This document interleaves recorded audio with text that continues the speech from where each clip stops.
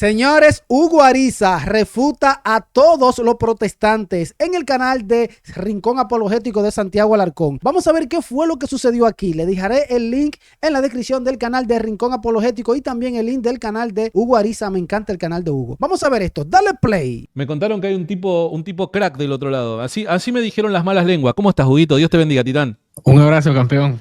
Me encanta que estés acá. Excelente, excelente. Gracias por la invitación. Qué buena reacción estás haciendo, ¿eh? Me encantan las locuras que dicen estos días. Pero amigo, o sea, con todo respeto lo digo, seguramente Néstor, nadie está poniendo en tela de juicio él como persona, y seguramente debe ser un crack para la repostería, la verdad que no lo sé. Pero, a ver, si yo lo evalúo a él como teólogo, porque él se presenta como teólogo, ¿no? El teólogo responde, si vos te me vas a presentar a mí como teólogo, te tengo que evaluar como vos te estás presentando. Amigo, si estos son los argumentos de un teólogo, no quiero saber lo que es un argumento de un neófito. Con todo respeto lo digo, ¿no? Porque parece estar apelando a falacias de kindergarten. Falacia circular, Luchito se la reconoció en isofacto, ¿no? Y no la ven, no lo puedo creer que no la vean, porque por lo menos, no sé si más adelante van a charlar el tema de la petición de principio, apelar a Cristo, pero obviamente apelar a la Escritura, entendiendo que la Biblia es palabra de Dios, y solo porque la Biblia lo dice que es palabra de Dios, es una falacia circular, pero que cualquier muchacho de primaria la va a captar. O sea, imagínate lo que le va a hacer un agnóstico, un ateo, alguien que tenga ese conocimiento, o que sea, por lo menos haya leído el libro de Allen, de las falacias lógicas, lo va a triturar. Uno no hace esto por burlarse de él, sino para que se dé cuenta, ¿no? Pero si no, vayamos al caso. Mira, este es un caso que siempre planteo, digo, sin el diario del lunes, porque nosotros recordemos de que muchas veces esto lo analizamos con 2000 años de cristianismo, entonces decimos, esto es súper fácil, esto de 2 más 2 son 4. No, muchachos, nos tenemos que ubicar en el momento en el que estas cosas se estaban discutiendo. Ahora, si nosotros vamos a Primera de Clemente, y tenemos que al final de Primera de Clemente, Clemente reconoce, el Espíritu Santo es el que me está guiando a escribir estas cosas. La iglesia primitiva, o comunidades de la iglesia primitiva, consideraban de que el escrito era inspirado, formaba parte de algunos cánones. ¿Cuál es la razón concreta, sin apelar a la autoridad de la iglesia, cuál es la razón concreta por la que debemos rechazar el documento como inspirado por Dios? Bajo estos estándares, bajo estos criterios. ¿Cuál es el criterio que descarta a Primera de Clemente como palabra de Dios? ¿Se entiende? Ahí tiene un problema. Porque si, y con esto cierro, digo, si, o sea, el que el documento mismo diga que está siendo inspirado o que es palabra de Dios, eso necesariamente nos debe llevar a reconocerlo como inspirado. Y, amigo, tenemos un problema con otros documentos que no fueron incluidos en la Biblia. Totalmente de acuerdo. Incluso él va a tener problemas porque él te puede decir, fíjate, sabes que cuando San Jerónimo y San Agustín, que eran los que estaban más fuertes, los santos más fuertes detrás del canon, y ambos apelaban al Papa, casualidad dicen que la Iglesia Católica Romana no les dio la Biblia, y los dos grandes santos detrás del canon estaban apelando al Papa para que el Papa confirmara la postura de cada uno, ¿no? Fíjate que él va a tener problemas porque uno de los argumentos, o de los que dicen los historiadores por qué no se asumió Clemente, era que Clemente sí era leído en todas las iglesias. Bueno, no en todas, en la mayoría, pero no tenía ese grado de universalidad. Pero él se va a meter en problemas porque Tobías sí lo tenía. De hecho, San Agustín le dice al Papa, asenta a Tobías y dile a Jerónimo que traduzca a Tobías, porque es leído en todas las iglesias y él no asenta a Tobías. Entonces, es un meollo. O sea, los criterios se quedan cortos. Todos los criterios se quedan cortos para aplicarlo a los 66 libros que ellos manejan. Se quedan cortos. Y además... Tiene que confiar en la iglesia. Y además, no sé por qué, también otra falacia. Hombre de paja. ¿Por qué? Porque ellos parecen decir, o lo que dicen, perdón, es que parece que los católicos sostienen que los criterios no son empleados por la iglesia, que son descartados y de forma mágica parece que en un concilio hay una voz que se abre camino entre las nubes del cielo que dice, muchachos, estos son los 27 libros del Nuevo Testamento. Como si fuera que la iglesia jamás empleó criterios en el proceso de averiguación o de validación, podríamos decir, del canon. Y eso es falso, hermano. Falso, grandísimo, pero terrible. Es que tú nada más con ir a la historia, ir a las personas que han estudiado el tema del canon, la iglesia siempre en su proceso de refutar, porque siempre actuó como de manera refractaria, de manera al negativo, ¿no? Cada vez que salía alguien diciendo, bueno, esto sí es inspirado, esto no, y como no tiene esa autoridad de manera vinculante, lo que hacía la iglesia era pararlo, refutarlo, hasta que llegó el momento circunstancial donde la iglesia establece y sigue manejando los criterios. Nunca se abandonó la estancia del criterio para establecer lo que es un libro inspirado, su reconocimiento, pero de por sí solo la iglesia nunca va a poder. O sea, esto lo explica Benedicto, ¿no? Todo lo que tiene que ver con la revelación especial, por sí solo nadie, ningún hombre va a poder entender el significado real y el reconocimiento de una verdad trascendente. Hablo de la revelación especial, porque allí se necesita la asistencia del Espíritu Santo. Entonces la iglesia siempre entendió esto, la iglesia. Por eso los mismos santos no se cerraban. El que se cerraba era tildado de cismático, de hereje, o ir en contracorriente, ¿no? La iglesia siempre aguardaba a esa instancia final de la definición por parte del magisterio. Yo personalmente no entiendo, o sea, ellos leen los textos, leen la historia, pero no razonan detrás de los eventos. O sea, tú tienes que responderme por qué estos santos actuaban de esta manera al momento de investigar y plantear los criterios del canon. Cada vez que, por ejemplo, cuando San Jerónimo viaja y comienza a estudiar la Biblia hebrea, por así decirlo, ¿no? Yo sé que es un anacronismo, pero es para que se entienda, los libros hebreos, y sabe que los judíos no aceptan los deuterocanónicos por el tema del escrito en griego, él tiene esa idea y queda con esa idea y quiere establecerlo como criterio. Y la autoridad cristiana no se lo permite. Le dice, no, o sea, haz lo que tienes que hacer, que es esto, no lo que a ti te parece. Tú das tu opinión, pero es tu opinión, no es vinculante. Ellos quieren quedarse con una opinión que yo personalmente, yo no sé, a veces no los entiendo, me superan, ¿eh? Sí. Estamos con Hugo Ariza en el comentario fijado del chat en vivo. Tienen el canal de Huguito para que vayan, se suscriban. Es extraordinaria labor apologética lleva a cabo Hugo. No le gusta que le digan apologista, pero lleva a cabo una extraordinaria labor apologética. Así que suscríbanse si no lo conocen. Les puedo recomendar, les puedo asegurar, perdón, de que la verdad que su contenido es muy valioso. ¿Sabes qué? Hay veces que yo marco esta analogía y tiene que ver, y corregime si estoy equivocado, que tiene que ver con la declaración de Pedro, ¿no? Tú eres el Cristo, el Hijo del Dios viviente. O sea, cuando Jesús pregunta, ¿y ustedes quién creen que yo soy? O sea, no se lo hace en el vacío. Esa pregunta no está en el vacío. Esa pregunta está dentro de un marco histórico, está cercana a acontecimientos históricos, está cercana a discursos y hechos llevados a cabo por Jesús de Nazaret. Por ende, Pedro no es que de repente recibió un éxtasis y una voz le dijo, mirá, él es Dios, el Hijo de Dios. No, o sea, Pedro lo que venía recibiendo, analizando, procesando, masticando, era una serie de discursos de Jesús, una serie de hechos, milagros de Jesús, que lo llevaban a esta conclusión. Ahora, lo que asegura que las palabras de Pedro sean correctas y no tengan error es justamente esta asistencia divina.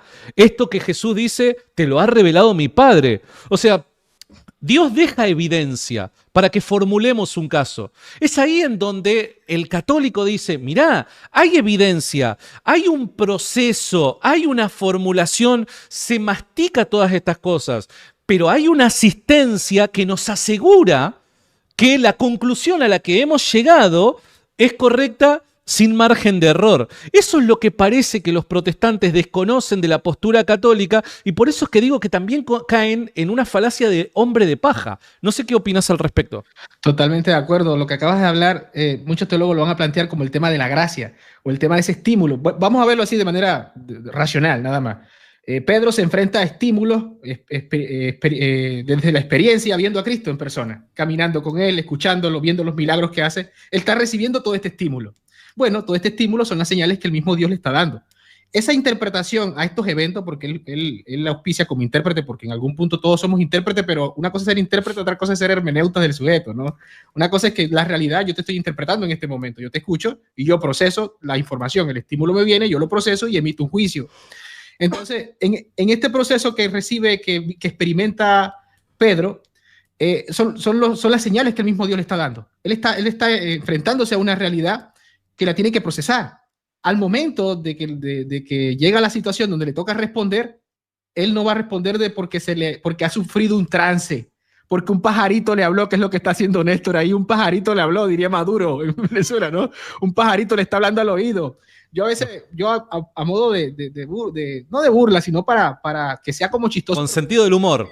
Con sentido del humor, yo digo, bueno, no es que el Espíritu Santo está con una bocina, hola, ve por aquí, la definición correcta es esta. No, hay un proceso, tanto en el marco investigativo, el mismo Pedro lo vivió, lo experimentó. Claro, Pedro no estaba como que haciéndole un examen psicológico y psiquiátrico a la persona de Cristo, pero sí estaba viviendo el estímulo, sí estaba viviendo lo que estaba experimentando y lo estaba procesando. Que al momento de que llegue la definición, hace una definición sin error. Pero hermano, el Hijo del Dios viviente. Pasa en el Concilio de Jerusalén. En el Concilio de Jerusalén discuten un tema y la información que ellos tienen para tomar una posición al respecto es tanto la Sagrada Escritura, como así también la experiencia que ellos han tenido como apóstoles del Señor en ocasiones en el pasado. Eso ellos lo juntan y elaboran un caso que les permite tomar una posición al respecto del tema que estaba discutiéndose. Ahora, en esa elaboración, en ese proceso en el que están masticando la cuestión, es justamente ahí en donde hay una asistencia del Espíritu Santo que les permite a ellos llegar a la verdad y no caer en el error. Y esa es la garantía que el Señor nos da a nosotros como cristianos por su iglesia. No que de repente nos desvinculamos de la información, nos desvinculamos del proceso de razonar las cosas y pensamos que mágicamente, bueno, Dios nos dará todas las respuestas a través del sueño de un papa. No, muchachos, eso es vivir en un universo paralelo. Claro, es que siempre hay una cooperación, siempre para que exista tal evento de la infalibilidad. De hecho, ahora rato remarcaba, eso es lo que es el concilio. El concilio es un evento extraordinario, por eso es magisterio extraordinario, porque es un evento extraordinario que se da en la iglesia para la iglesia, ¿no? Y que como va con la intención, aquí hay un libro que se llama Apología a la Tradición, donde plantea las prerrogativas, donde dice intencionalidad del magisterio de tener algo de carácter definitivo, es allí donde actúa el Espíritu Santo, que ya el hecho de que el magisterio esté viviendo esta noción y esta actitud que va a definir algo vinculante para salvaguardar la fe, porque casi siempre el dogma lo que hace es eso, ¿no? O sea, define algo concerniente a fe y moral para salvaguardar y decirle al pueblo, por aquí es, no se desvíen, que esta es la verdad y miren, incluso habla claro, el que crea otra cosa sea anatema. Entonces en ese punto actúa el Espíritu Santo para lo que tú estás diciendo, ¿no? Entonces no se crea algo como que, no, lo inventamos aquí, no lo soplaron aquí, ya viene con toda la historia y la asistencia del Espíritu Santo en la iglesia. Cervini en el Concilio de Trento va a decir, lo que hace la iglesia al momento de hablar no es la iglesia propiamente ella por sí sola, hay una cooperación, es el Espíritu Santo hablando por medio de la iglesia, al pueblo de Dios. Para eso fue dejado en la iglesia, por eso Cristo lo dejó en la iglesia, para que asista a la iglesia y la guíe a toda verdad. Si no le creemos a Cristo, bueno, entonces, ¿qué quieres que te diga? Yo allá ya no puedo hacer nada, ¿no?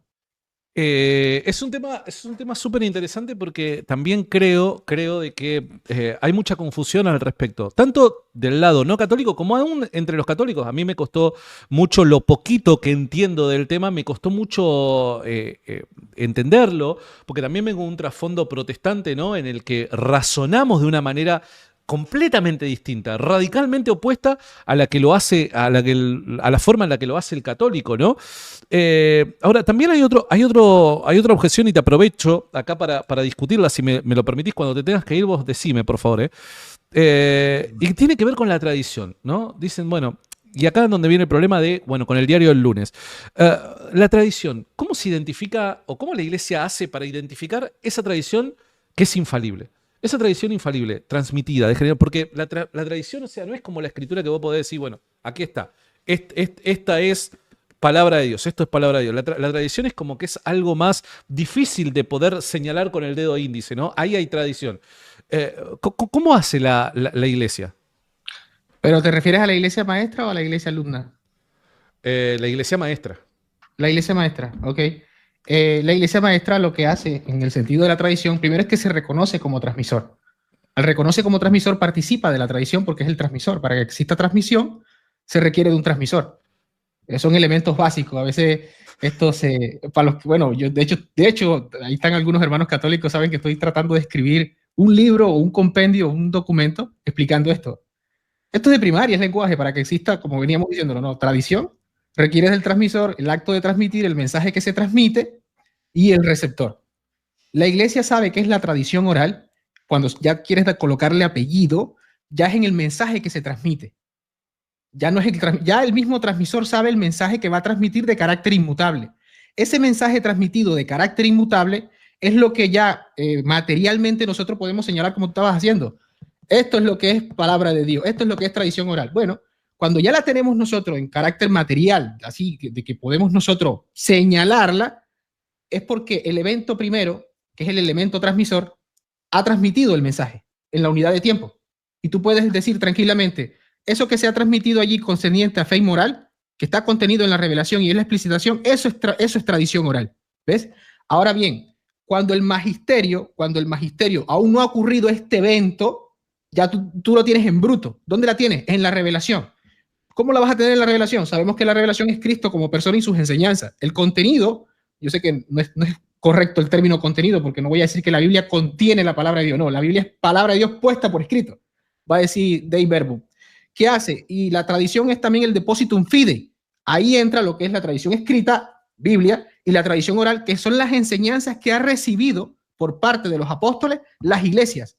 ¿Qué tiene? Que una vez que se entiende esto, ya la iglesia maestra de carácter pragmático va a encontrar en este mensaje que ha recibido la iglesia en un génesis, en un punto, poder de ella desarrollar lo que es la tradición para darnos lo explícito. Así de sencillo. Por ejemplo, si se ha transmitido el bautismo a la iglesia, sabemos por la escritura a nivel material, bueno, que sí, que se ha transmitido el bautismo como enseñanza. Ahora, ¿qué es lo que recibieron estas iglesias locales? ¿Qué fue lo que recibieron los obispos cuando fueron instituidos? ¿Cómo se entiende el bautismo? No, el bautismo se entiende que tiene que aplicarse al niño, hijo de cristiano, para que se borre el pecado original. Ves que ya hay una creencia que no está puesta por escrita, porque no te lo dice literalmente, explícitamente la escritura, pero ellos sí la tienen. ¿Ves? Por eso San Irineo apela a que el entendimiento de las doctrinas, las enseñanzas, para que se entienda bien el significado de lo que quiere decir la revelación, ¿a dónde apunta? Al magisterio, a las iglesias locales. Entonces, así pragmáticamente la iglesia emana de ello, saca de ello la explicitud de lo que está implícito. Este es el trabajo que siempre ha hecho la iglesia. También existe, por lo menos, de hecho me estaban comentando que estoy por verlo, un video que hiciste con un hermano hablando de la disciplina del silencio. Precisamente es el depositum fidei, resguardado por los perros fieles de Cristo que resguardan la doctrina. En este caso, los obispos, sucesores de los apóstoles, que son puestos por Cristo, y esto ponen a los obispos. El que quiera entender la doctrina, ¿dónde tiene que ir según San Irineo? A la iglesia. Obispos, a la iglesia maestra. ¿Dónde están los obispos? Pregunta ahí qué significa, qué es Cristo, qué es la Trinidad, qué es la Eucaristía, qué es el bautismo. Ahí te dicen el qué y el cómo. ¿Para qué aplica? ¿Cómo funciona? ¿Cómo se aplica? Y esa es la famosa tradición oral. Entonces, pero ya este segundo paso, cuando se define materialmente, que yo pueda señalarla directamente, lo único que tengo que buscar es qué ha definido el transmisor oficial del cristianismo. Bueno, se ha definido esto concerniente a la revelación. Las voluntades de Cristo, la naturaleza de Cristo, la deidad, la Trinidad, los dogmas marianos, la iconodulia. Claro, porque una cosa, y yo entiendo de que en ciertas ocasiones en la historia hayan momentos en donde es más difícil identificar dicha sagrada tradición porque la iglesia no ha adoptado una postura oficial al respecto. Entonces, cuando hay distintas posturas que compiten entre sí para tratar de explicar la posición cristiana y la iglesia no ha adoptado una postura, bueno, en ese momento yo entiendo de que no es tan sencillo, pero una vez que la iglesia ha definido una postura, es simplemente a partir de la definición que ha hecho la iglesia, dado que ya hemos reconocido a la iglesia como el fiel transmisor dejado por Cristo, que es asistida por el Espíritu Santo para no caer en el error, dada la definición dada por la iglesia, es simplemente mirar hacia el pasado, donde otras voces se hacen eco de esto que ha sido definido por la iglesia. Y ahí lo identificás. Brutal, brutal. Por eso te digo, mira hacia atrás. El Dei Verbum dice, ¿no? No se te olvide que el Espíritu Santo, o sea, tú puedes ser biblicista y hermeneuta, tú puedes ser un magíster en la Biblia, pero a ti no te guía el Espíritu Santo para interpretar la revelación. No te olvides de eso. Es lo que te dice la iglesia, ¿eh? La iglesia hoy por hoy, eso es lo que dice el Concilio Vaticano II. Entonces, ¿qué hace la iglesia? Por lo menos hoy el Papa León se va a definir, no sé, un dogma. Vamos a suponer una hipótesis. ¿Qué tiene que hacer el Papa León de manera pragmática o el magisterio? Hace así, mira hacia atrás y va a buscar ¿qué? Lo que ha definido, lo que ha hablado el Espíritu Santo por medio de la iglesia. Acá te voy a dar dos ejemplos de la analogía que trajiste a la mesa. Y perdón, solamente un... Y es por eso que es tan mal interpretada por los protestantes las declaraciones oficiales de la iglesia en la actualidad. ¿Por qué? Porque la leen como si fuese un documento que es entregado en el vacío. Pero la iglesia lo que comunica es un documento que debe ser leído en conexión con documentos que vienen siendo transmitidos y voces que vienen declarando cosas en el pasado. No estamos en el vacío. El documento no es presentado en el vacío. Qué excelente. Acabas de hacer 3 posturas que merecen comentario, pero brutal. Voy con lo último que dijiste. Obviamente que no se puede ver, o sea, como que algo, dice Benedicto XVI, ¿no? Benedicto XVI cuando habla de tradición dice que es el vínculo entre los pastores ministros sagrados instituidos por Cristo y el pueblo que se vincula a él. Esa es la gran tradición, porque están todos los elementos. Entonces el Espíritu Santo habla a través de la iglesia para darle a conocer lo que concierne a Dios, pues mueve a la causa segunda, esa cooperación. Por lo tanto, siempre hay que ver la tradición en esa continuidad. Por eso Benedicto va a entender y va a defender el tema de la hermenéutica de la continuidad, para hacer una apología al Concilio Vaticano II. Pero bueno, ese es tema de otra cuestión, pero es para que se entienda, ¿no? Que hay que hacer así y mirar. ¿Por qué es importante esto? Porque hoy te puede salir un documento con una terminología distinta a las formulaciones anteriores. Pero ¿qué importa? Es el significado real. Claro. ¿Ves? Si anteriormente, por ejemplo, te voy a colocar un ejemplo fácil, siempre se creyó en la infalibilidad de la iglesia, pero tú no vas a encontrar en los primeros 13 siglos el término infalibilidad, pero sí el concepto. Claro. ¿Ves? Claro. El teólogo Guido Terra lo plantea para el siglo XIII, pero si la iglesia siempre ha creído el concepto, lo que es, que la iglesia es asistida por el Espíritu Santo y al momento que habla, está hablando palabra de Dios en ese sentido, en que es asistida por el Espíritu Santo y está dando explicitación de la revelación. Eso siempre lo ha creído y ahí, pero evidencia. Para que los protestantes también entiendan el mismo ejemplo con la Trinidad. El título Trinidad hoy es aceptado por todos los protestantes o por una mayoría de protestantes, pero no necesariamente siempre fue utilizado el término, aun cuando el concepto ya desde las Escrituras está terriblemente presente. Terrible, pero bíblica hasta los tuétanos. Otra cosa de los 2 ejemplos que dijiste, que veníamos hablando de cómo identificar esa tradición oral. Fíjate que aún no hecha la definición dogmática a nivel conciliar o a nivel de declaración de solemne sumo pontificia del Papa, tenemos evidencia histórica de cómo la gente apelaba a la tradición para ir en contra de un obispo. Por ejemplo, en Constantinopla, cuando salió Nestorio a dar un discurso, una homilía, fue corregido por un abogado que estaba presente, porque explicó mal la Teotocos, o María, Madre de Dios. Lo estaba explicando mal. Y el abogado dijo, eso no es así. ¿Cómo sabe el abogado? Porque, claro, no era un bruto de la época, sino que sabía, que quizás estudiaba su fe. Y sabía, aunque no había algo de carácter definitorio, sí sabía cómo se entendía, porque ya quizás le habían escuchado y explicado lo que significaba. ¿Dónde se lo explicaban? En la homilía, escuchando a los obispos, ¿me entiendes? Y le dijo a Nestorio, estás equivocado. Bueno, eso terminó en un problema con que terminó concluyendo en un concilio. Celestino, el Papa, metió a San Cirilo se agarró de las greñas con Nestorio, lo recibió anatemismo y llegó un concilio y bueno, el concilio definió Teotocos y el que crea como Nestorio se anatema. ¿Ves? Entonces, ¿cómo? Sabiendo eso, yendo a donde está quien te explica, pero es capaz de ver que uno de ellos, que un obispo, un patriarca, está malentendiendo lo que se transmite. Otro ejemplo, San Cipriano con el tema del rebautismo. San Cipriano fue discípulo de otro obispo que malentendía el tema del bautismo. ¿Ves? Y Esteban no se quedó quieto, Esteban fue al choque. Eso no es así. San Vicente de Lérins explica que era más que obvio porque la interpretación que tenía Cipriano y su profesor era un error que era hasta mal visto por la línea, era capaz de ver la línea de la mala interpretación que se tenía del tema del bautismo. Y tanto así que la iglesia reconoce, todo el entendimiento que tenemos del bautismo es como lo dice San Esteban.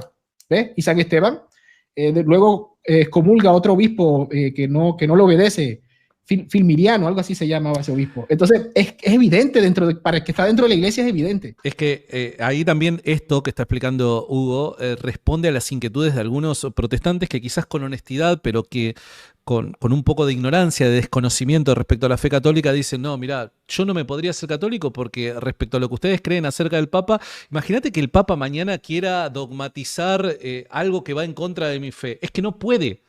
No lo puede hacer. Aún siendo el Papa no lo puede hacer. Y eso es lo que los católicos creemos respecto al magisterio, que ellos son custodios de la fe. Ellos no reelaboran la fe. Ellos no resignifican la fe. No tienen la autoridad para eso. El alcance de la autoridad del magisterio es ese, el de ser custodio, porque es Cristo el que ha comunicado la revelación y los márgenes por donde ellos pueden transitar es los establecidos por Cristo. Fuera de esos márgenes no tienen autoridad. Por eso es que en el pasado hubo obispos que fueron condenados como herejes, ¿no? Que fueron señalados como herejes. ¿Pero por qué? Porque se salieron de los márgenes queriendo, sin querer, tratando de resignificar la fe o tratando de traer conceptos nuevos que son contrarios a la fe siempre predicada. Entonces, ante ese temor, decirle simplemente no puede ocurrir tal cosa.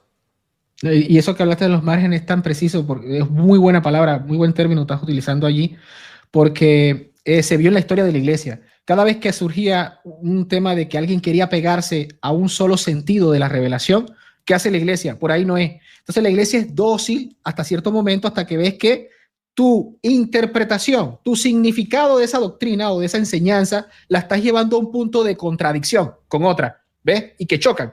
Por eso la iglesia tiene como es pragmática la interpretación de la revelación, tiene unos márgenes que te dice, hey, bueno, la declaración en la roca es Pedro, la declaración a ambos, Cristo, o sea, no te juega íntegro. Claro. No te juega como que no te disecciona la revelación, no te la mutila. No, es así y no se puede entender de otra manera. Se puede entender de otra manera en otro sentido. Claro. Ahora, lo que no puede existir es una contradicción, porque hay que respetar el principio de no contradicción. Entonces, hay que hablarlos por sentido. ¿En qué sentido se entiende esto de esta manera? En este sentido de otra manera. Pero no hay una contradicción fuerte. O sea, puede haber un significado A, uno B y uno C, pero no un A y no A al mismo tiempo. Eso es de lo que nos cuida la iglesia. Si tuviéramos en mi canal, te coloco un jonrón. La sacaste de jonrón, así es. O sea, eso es lo que no debe existir. Por eso, el ir contra la iglesia, la infalibilidad de la iglesia, lo que me tienen que demostrar a mí es que la iglesia tiene un A versus un no A en sus declaraciones dogmáticas o solemnes o concernientes a la revelación. Bueno, fíjate qué interesante que es. El otro día hablaba con una persona, pero que es habitual utilizar esta clase de objeciones. Cuando hablamos, por dar un ejemplo, del tema de la tradición de la iglesia, suelen utilizar el pasaje del Evangelio de Mateo, en donde Jesús critica y exhorta a los fariseos porque dice, la tradición de ustedes, no recuerdo explícitamente cómo es que dice, pero es como que por mandamientos de hombres o tradiciones de hombres van en contra del mandamiento de Dios. Y es que ese es el punto. Vos como protestante, si pensás que eso aplica a la iglesia, vos me tenés que mostrar qué tradición de la iglesia va en contra, se opone, contradice a las enseñanzas de las escrituras, por dar un ejemplo, ¿no? O a lo que sea sana doctrina, ¿no? Por dar un ejemplo, alguien me decía, la asunción de la Virgen María. No, pará. Podemos discutir cuán explícita puede llegar a estar la asunción de María, pero la asunción de María como tal, ¿en qué contradice la doctrina cristiana? Si no contradice en nada, ese pasaje no aplica para el catolicismo, ¿se entiende? Tal cual. A mí también me salieron un día con el tema del celibato o el que no se casen los obispos en el tema de la disciplina del celibato. Y fíjate que va más allá. O sea, eso que tú dices, yo lo abrazaba, pero leyendo a Fisichella va más allá y me la pone todavía más difícil. Fisichella dice, realmente la contradicción tiene que ser de carácter formal, ni siquiera material, por el tema del lenguaje. ¿Ves? Claro. Porque, por ejemplo, no matarás.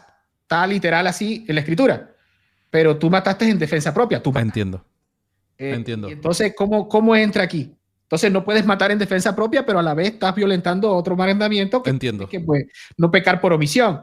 Entonces, Fisichella me la lleva más allá y me la pone más difícil. O sea, entonces me pone más difícil refutar la postura católica. ¿Se ve? Porque sí. La contradicción tiene que ser de carácter formal.